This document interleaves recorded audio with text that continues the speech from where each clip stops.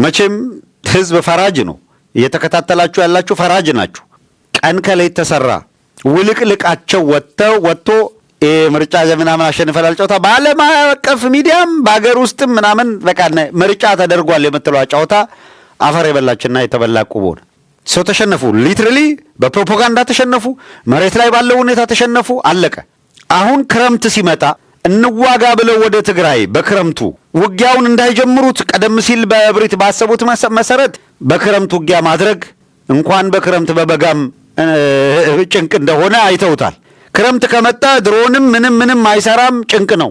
የሁለት ወራ ሚስጥርች ናት። በነገራችን ላይ የክረምቱ ጭንቅ ድሮን አይሰራም። አየር ኃይል በልክ ኦፕሬት ልታደርግ አትችልም።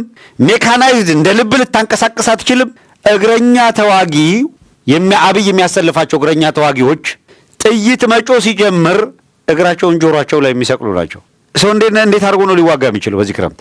ሰው እንደምንም አድርገው በጠለምት ወይ በወልቃይት አተነኳኩሰው አማራና ትግሬ ውጊያ ጀመረ የሚባል ነገር ለማድረግ በፕሮፓጋንዳው በምኑ ተዘመተ ሞከሩ። በትግራይ በኩል ያሉት አጀንዳቸው ወልቃይትና ራያ እንዲሆን ከበሮ የሚመቱ አካላት፣ ከአማራ ጋር ቅራኔ ሆን ተብሎ እንዲፈጠር የሚያደርጉ አካላት አሉን የሚሉ ኤጀንቶቻቸውን አገለበለቧቸው። ስኬታማ በሆነ መልኩ እሱን ወደፊት መግፋት ሳይችሉ ቀሩ። በአማራው በኩል ለሁሉም ነገር ተጠያቂ ወያኔ ነውና ፊትህን ወደ ወያኔ ብቻ ዙር የሚለው ፕሮጀክት ወይም የስብከት ባዴንም በእጁም በጥፍሩም የአብይ ካድሬ ምናምን ሞከረ ነው። ባዴኖችና የባዴን ልጆች ጋር ብቻ ቀረሱ። ሰሚ ጠፋ።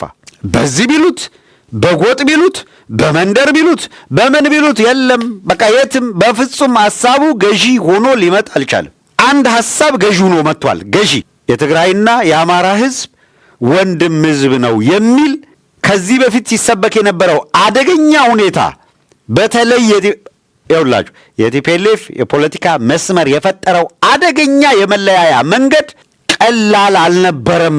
ይሄንን አጥፎ አሁን የትግራይና የአማራ ህዝብ ወደ ጦርነት መግባት የለበትም ማለት ያስወግዝ ነበረ። አሁንም እኮ ማውገዝ የሚፈልጉ አካላት አሉ። እንደዛ ስትል እነ ሞቅ በዙረሽ መጣሽ ያላቸው ስለምንሄድ ነው። አሁንም የቀን ከሌት የኦህዴድ ህልም ይሄ ነው። በዝግ ስብሰባ ግምገማ የተደረገውና ድምዳሜ ላይ የደረሱት በዚህ ክረምት ጦርነት የሚከፈት ከሆነ ኦህዴድ የያዘውን አቋም ነው የምነግራችሁ። በዚህ ክረምት ጦርነት የሚከፈት ከሆነ አደገኛ ነው።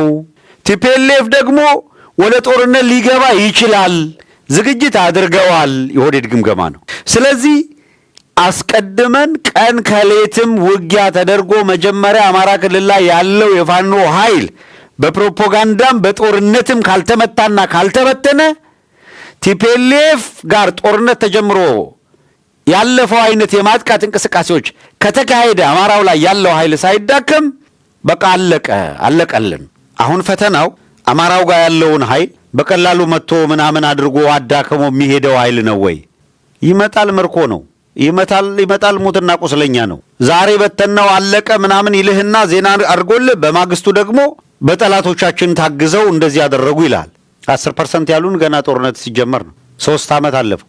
3 ዓመት አሁን በዚህ ክረምት የአማራውና የትግሬው በትግራይና በአማራ በኩል ያለው ከዚህ ከክረምቱ ጋር በተያያዘ ያለው እንቅስቃሴ ስጋት ለኦህዴድ ጭንቅ ሆነው አማራ ጋር ያለው ኃይል ሳይዳከም ወደ ትግራይ መዝማት አይቻልም ነው። ወደ ትግራይ ቢዘምቱ የሚመጣውን ነገር ያውቁታል።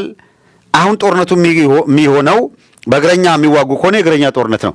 ቶፖግራፊው መልክዓ ምድሩ በትግራይ በኩል ያለው ኃይል በአማራ በኩል ያለው ኃይል የሚያቀው ተራራ የሚያቀው በረሃ የሚያቀው ሸጥ የሚያቀው አቀበት የሚያቀው ቁልቁለት ነው የሚወርደው።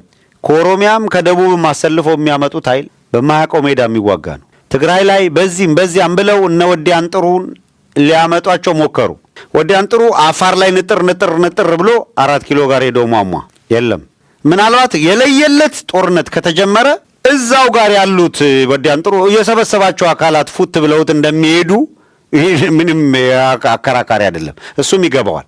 4 ኪሎ ቁጭ ብሎ በስልክ ያዋጋቸው ነገር ጌቾ ተመልሶ ቆላ ተንቤን ተመልሶ በረሃ ምናምን ሞኝ እንፈልግ ብቅ አይልልህም። ምንድን ነው የሚያደርጉት? ከኦሮሚያና ከደቡብ መልምለው ያመጧቸው ወጣቶች